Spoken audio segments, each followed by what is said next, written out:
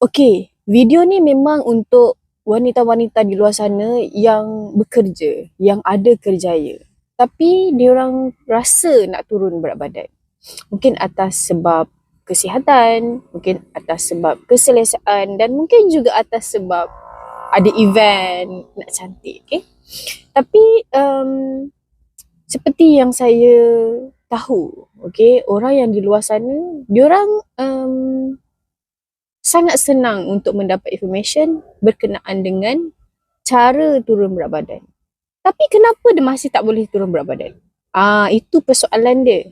Sama macam main bola sepak. Kita tahu macam mana cara nak sepak bola. Kita tahu macam mana cara nak menangkap bola. Tapi kenapa bila kita bertanding, kita kalah? Itu disebabkan dia tak ada coach. Sama juga macam nak turun berat badan.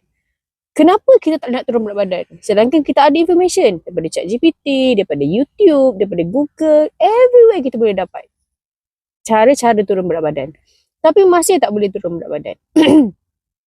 Ini sebab untuk turun berat badan bukan hanya perlu information. Dia ada dua perkara lagi yang perlu, yang sangat penting. Iaitu satu, motivation, dan yang kedua adalah monitoring.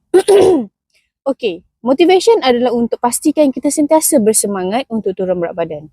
Dan yang kedua adalah coaching atau monitoring. Seseorang tu akan rasa diri dia diperhatikan ataupun diri dia dijaga sekiranya ada orang yang monitor, ada orang yang tunjuk cara. Okay, so dia akan lebih rasa bersemangat dan lebih rasa termotivasi untuk turun berat badan. So sebab itulah untuk turun berat badan, coach sangatlah penting.